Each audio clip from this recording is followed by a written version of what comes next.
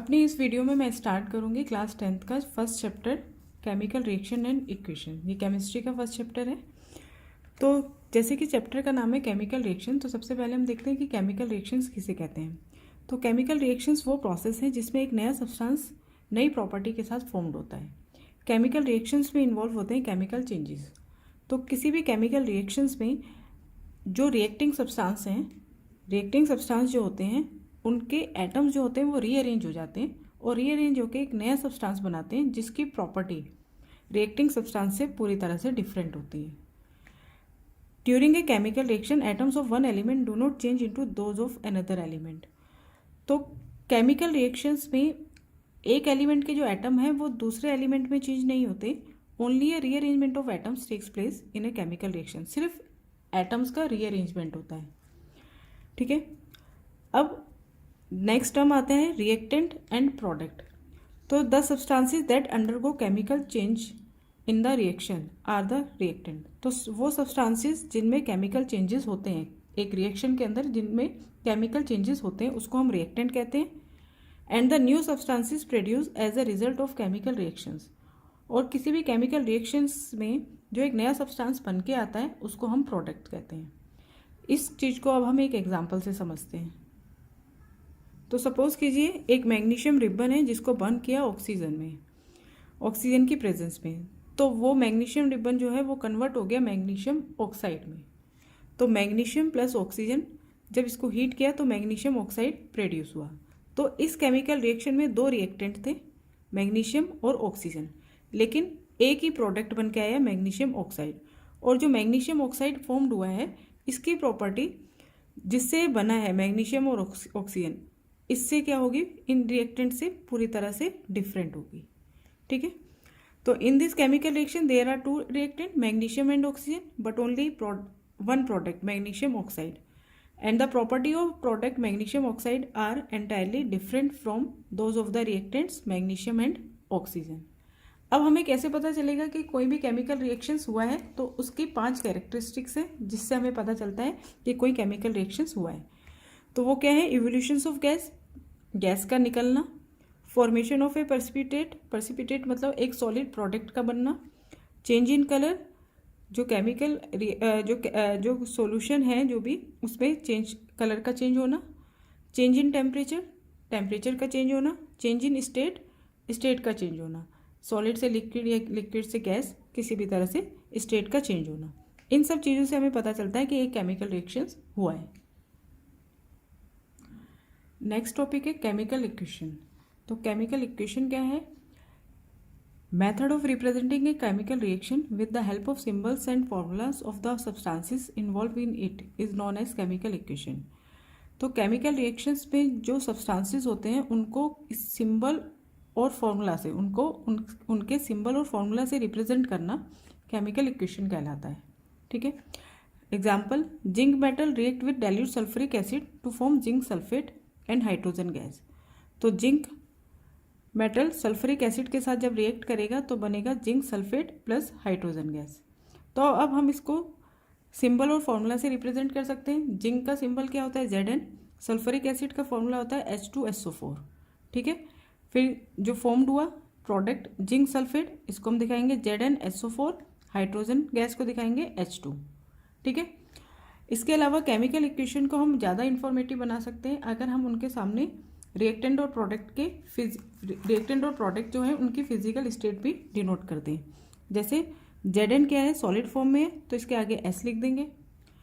H2SO4 sulphuric acid क्या है? एक्यूस solution वो सॉल्यूशन जो वाटर में बना है, इसको हम AQ से डिनोट करेंगे।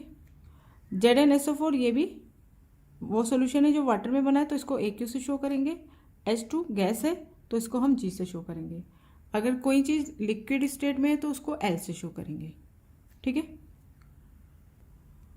नेक्स्ट टॉपिक है balanced and unbalanced chemical equation. Chemical equation पढ़ लिया हमने। अब दो तरह की केमिकल इक्वेशन होती है, एक होती है बैलेंस्ड और एक होती है अनबैलेंस्ड। तो पहले देखते हैं balanced chemical equation. Balance chemical equation वो इक्वेशन होती है जिसमें रिएक्टेंट और प्रोडक्ट दोनों तरफ जो नंबर किसी भी एलिमेंट के जो एटम्स हैं वो इक्वल होते हैं। ठीक है, तो उसको हम कहते हैं balance chemical equation. Balance chemical equation has N equal number of atoms of different elements in the reactant and product. Example से समझ लेते हैं। Zn प्लस H2SO4, ये हो गया हमारे रिएक्टेंट, और प्रोडक्ट क्या है ZnSO4 प्लस H2। ठीक है, अब यहाँ पे आप दोनों साइड रिएक्टेंट में और प्रोडक्ट में जितने भी एलिमेंट हैं उनके एटम्स देखिए। पहला एलिमेंट लिया हमने Zn, जिंक एटम्स रिएक्टेंट में कितने हैं 1, और प्रोडक्ट में भी कितना है 1। उसके बाद H, हाइड्रोजन के नंबर ऑफ एटम रिएक्टेंट में है 2 और प्रोडक्ट में भी 2 है। फिर उसके बाद सल्फर S के रिएक्टेंट में भी 1 है और प्रोडक्ट में भी 1 है। फिर ऑक्सीजन के यहाँ पे 4 है और यहाँ पे भी 4 है, रिएक्टेंट में भी और प्रोडक्ट में भी 4 है। तो हमने देखा कि सारे जितने भी एलिमेंट्स हैं उनके नंबर ऑफ एटम्स रिएक्टेंट में और प्रोडक्ट में सेम है, इक्वल है। तो इस तरह की इक्वेशन को हम कहते हैं बैलेंस केमिकल इक्वेशन।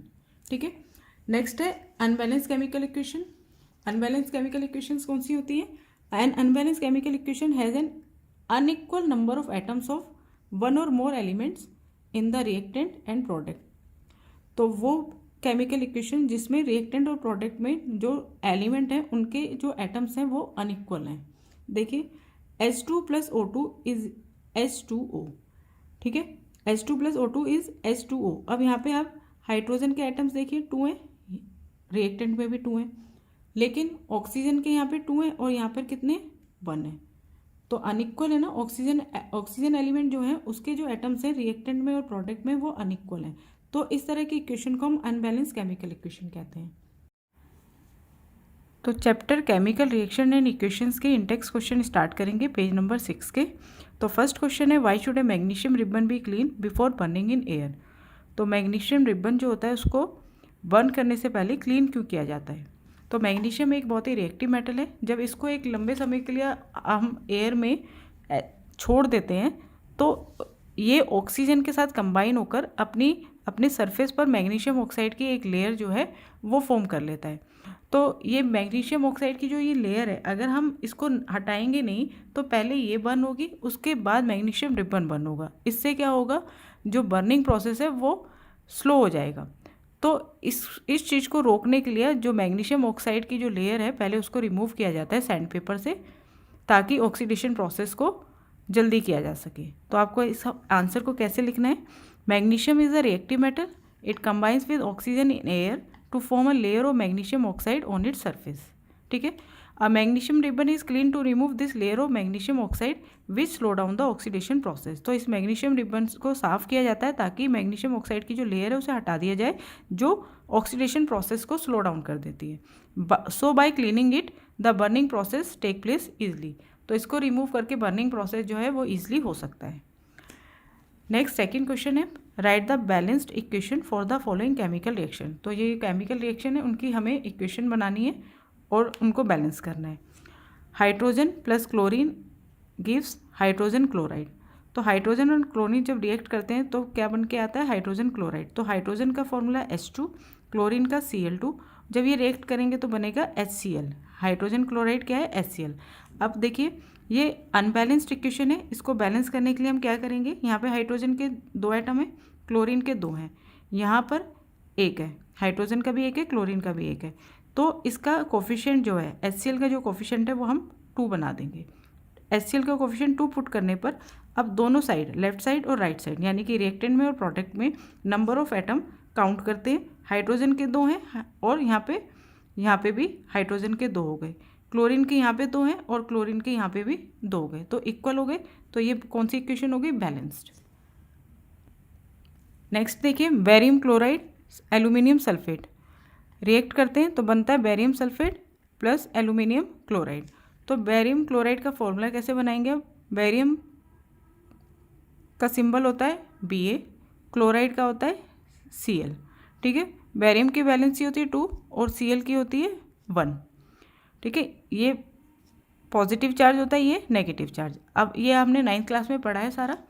तो बेरियम क्लोराइड को जब हम फॉर्म करेंगे तो ये कैसे फॉर्म होगा? Barium Ba1Cl2। इस तरह से बेरियम क्लोराइड का फॉर्मूला बन गया BaCl2। ठीक है, इसी तरह से बनाएंगे एल्यूमिनियम सल्फेट का। एल्यूमिनियम का सिंबल हो गया Al, सल्फेट का SO4। ठीक है। एल्यूमिनियम की वैलेंसी 2, सल्फेट की एल्यूमिनियम की होती है 3, सल्फेट की होती है 2, ठीक है। तो अब इसमें क्रॉस करेंगे तो Al2SO4 होल 3, ठीक है। SO4 फिर होल में 3 रखेंगे नीचे, इस तरह से बन गए ये एल्यूमिनियम सल्फेट। अब यहाँ पे बनाएंगे बेरियम सल्फेट, तो बेरियम का सिंबल हो गया Ba, सल्फेट हो गया SO4 और दोनों की वैलेंसी 2 होती है तो 2 से 2 कैंसिल हो जाएगा तो बनेगा BaSO4। Aluminium chloride AlCl3, aluminium chloride Al की वैलेंसी 3, क्लोराइड की 1, तो AlCl3, ठीक है। ये बन गया। इस तरह से पहले हम इनका फॉर्मूला बनाएंगे। अब इनको बैलेंस करेंगे, तो बैलेंस करने के लिए देखते हैं सारी चीज़ें। यहाँ पे बेरियम का 1 है, यहाँ पे बेरियम का 1 है, यहाँ सल्फेट यहाँ पर 1 है और यहाँ पे सल्फेट का 3 है ना। तो यहाँ पर हम 3 से मल्टीप्लाई कर देंगे, तो यहाँ पे सल्फेट का 3 हो गया, यहाँ पे सल्फेट का 3 था, लेकिन यहाँ पे हमने 3 जब रखा, इसका कोफिशिएंट 3 रखा तो बेरियम का 3 हो गया, जबकि यहाँ पे बेरियम का क्या है 1 है। तो इसके लिए हम यहाँ पे भी कोफिशिएंट 3 रख देंगे। बेरियम क्लोराइड का कोफिशिएंट 3 रख दिया, तो यहाँ पे बेरियम का 3 है, यहाँ पे भी बेरियम का 3 है, लेकिन यहाँ पे क्लोरीन का कितना हो गया 3, 2 जा 6, यहाँ पे क्लोरीन का 3 है, तो यहाँ पर भी 6 करने के लिए यहाँ पे हम कोफिशिएंट रख देंगे 2, ठीक है। अब देखिए बेरियम का 3, यहाँ पे भी बेरियम का 3, क्लोरीन का 3, 2 जा 6, यहाँ पे भी क्लोरीन का 2, 3 जा 6, एल्यूमिनियम का 2, यहाँ पे एल्यूमिनियम का 2, सल्फेट का 3 है, यहाँ पे भी सल्फेट का 3 है। तो ये कैसे हो गई, ये बैलेंस्ड हो गई, ठीक है। नेक्स्ट देखते हैं सोडियम का सिंबल होता है Na, water H2O।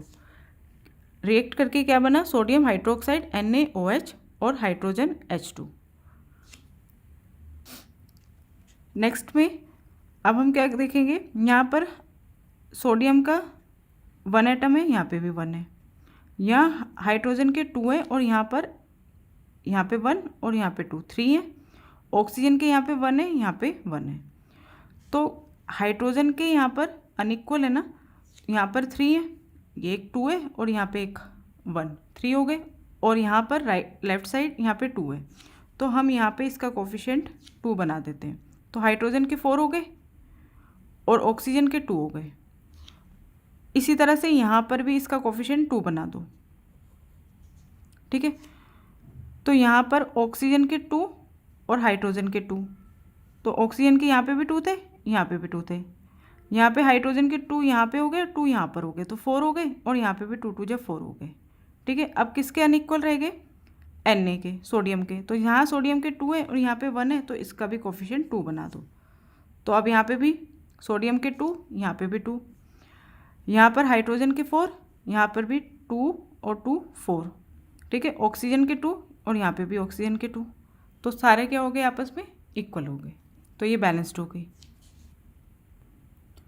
Third question, write a balanced chemical equation with state symbol for the following reaction. First है solution of barium chloride and sodium sulphate in water. तो कोई भी सॉल्यूशन जो वाटर में होता है उसको हम एक्यूस सॉल्यूशन कहते हैं। React to give insoluble barium sulphate and the solution of sodium chloride. तो अब पहले हम बनाते हैं बेरियम क्लोराइड का फॉर्मूला। तो बेरियम का सिंबल हो गया Ba, क्लोराइड का Cl, बेरियम की वैलेंसी 2, क्लोराइड की 1, तो ये क्या बन जाएगा BaCl2, ठीक है। इसी तरह से सोडियम सल्फेट का भी बना देते हैं। सोडियम का क्या हो गया Na, सल्फेट का SO4, ठीक है।